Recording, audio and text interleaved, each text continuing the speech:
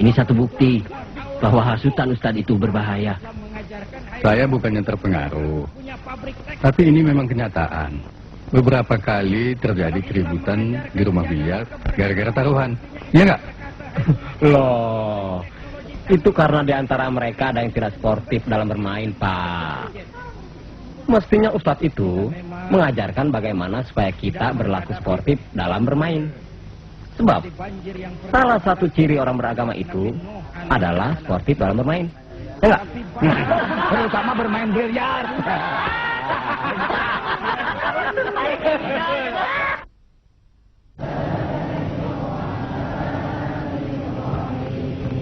Kita harus membuat kelompok-kelompok kecil dalam masyarakat untuk memberikan pendidikan agama kepada mereka secara rutin dan terarah. Tanamkan kepada mereka akidah Islamiyah yang jelas dan meyakinkan. Skema di depan ini barangkali bisa sedikit membantu. Kita tahu bahwa cara hidup seseorang itu akan sangat ditentukan oleh cara bagaimana dia memandang hidup.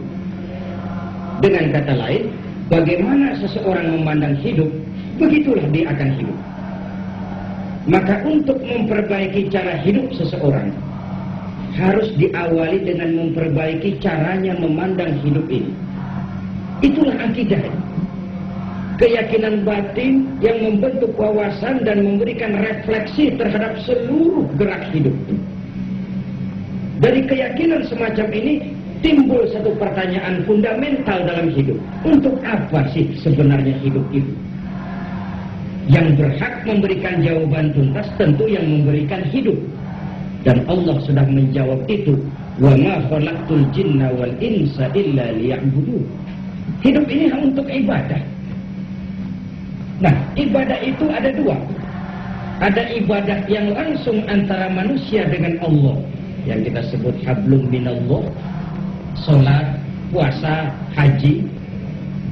Ada ibadah yang tersalur melalui kehidupan bermasyarakat, hablum minan nas, yaitu jami'u umuri dunyawiyah, seluruh persoalan duniawi, ya ilmu, teknologi, politik, sosial, ekonomi, kebudayaan. Inilah yang total. Inilah yang kita terikat dengan komitmen inna solati wa nusuki wa mahyaya wa mamati lillahi rabbil alamin. 13 tahun di Mekah ini yang ditanamkan Nabi kita. Dari sini kita bercermin. Dari sini kita berangkat. Dan ke sini umat kita bawa. Nah, di masyarakat Pandanwangi ini saya lihat, mereka sudah melupakan ini. Agama cuma hablum minallah, sholat, puasa, zakat. Sementara kalau sudah berhadapan dengan urusan dunia, barometer mereka adalah nafsu. Lebih celaka lagi sekarang ini, hablum minallah ini pun sudah mulai mereka tinggalkan. Ustaz, tapi dengan cara tabligh akbar seperti siang tadi, perhatian masyarakat sangat besar. Apa tidak lebih baik kalau Ustadz sering-sering datang kemari untuk melakukan tabligh? Kita berbagi tugas. Bagaimanapun tabligh memang perlu. Tetapi tabligh itu kan hanya menyirami, menimbulkan gairah, membangkitkan kesadaran beragama, dan mengetahui kekuatan kita. Tapi temporer. Tarbiyah akan membuat mereka lebih solid. Nah, ini tugas Anda. Nanti akan saya berikan kunci-kuncinya. Maaf Ustaz. Dan jangan juga dilupakan bahwa pendidikan keterampilan dan kesadaran lingkungan ini juga sangat penting. Nanti akan ada teman-teman saya yang akan bersama-sama dengan Anda semua untuk meyakinkan masyarakat agar mereka tidak mudah meninggalkan desanya.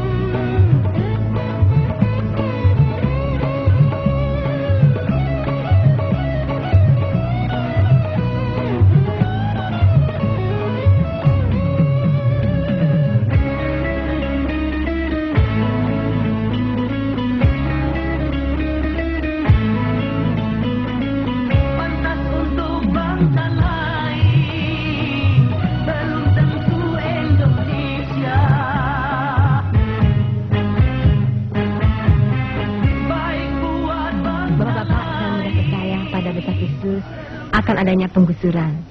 Kalaupun itu benar, maka berita itu datangnya harus dari lembaga yang berwenang. Tapi kita lihat sendiri, petugas pengukur tanah sudah sibuk mengukur-ukur tanah, Bu. Itu bukan lagi desas-desus, tapi kenyataan. Belum tentu. Semua itu dapat direkayasa. Bahkan walaupun itu benar dan Bapak tidak setuju, kita dapat mengajukan gugatan. Nah, bagaimana caranya menggugat nanti, Pak Hasrat akan menerangkannya. Assalamualaikum warahmatullahi wabarakatuh. Waalaikumsalam warahmatullahi. Ini baru tahap kedua. Mereka baru diberi pengarahan dan belum sampai tahap perencanaan. Boleh juga metode Ustadz Zainuddin? Kalau begitu, saya yakin sebentar lagi mereka akan menarik surat-surat tanahnya yang mereka sudah serahkan kepada si calo. Dan ini pasti akan menimbulkan kegoncangan dalam perusahaan ayah. Kau harus sudah memperhitungkannya. Tentu saja. Begini, nanti malam kita ketemu di rumah saya saja. Ada beberapa hal yang ingin saya tanyakan. Jangan malam ini. Saya ada janji untuk bertemu Ustaz. Bagaimana kalau lusa? Ya? Assalamualaikum. Ini namanya saudara mendirikan perusahaan di dalam perusahaan. Dengan kata lain, saudara adalah pengkhianat. Sabar, Pak. Tapi kita bisa memperoleh benih udang berkualitas tinggi dengan harga yang relatif lebih murah. Bohong. Dari data-data yang ada, banyak perusahaan-perusahaan yang bisa memberikan harga yang jauh lebih murah.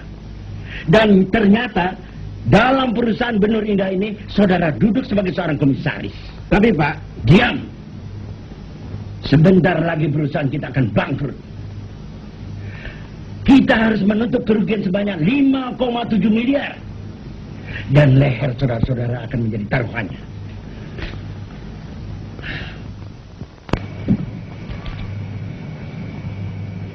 Apa sebenarnya yang menyebabkan mereka terdesak ya Ustaz? Apa karena mereka kalah di dalam permodalan dan sarana teknologinya? kalau menurut saya sih lebih dari sekedar itu, Ji. Mereka sendiri yang telah menyerahkan benteng pertahanannya berupa tanah dan seluruh hasilnya kepada para penanam modal yang datang dari kota. Tambahan lagi, dan ini yang terpokok, mereka telah meninggalkan agama. Boleh dikatakan mereka kembali kepada zaman jahili. Zaman di mana Allah tidak lagi menjadi tujuan pengabdian dari seluruh amal perbuatan mereka. Tapi kita tidak dapat sepenuhnya menyalahkan mereka, Ustaz. Sebab situasi jahili memang sengaja diciptakan. Seperti hiburan-hiburan yang berupa pertunjukan yang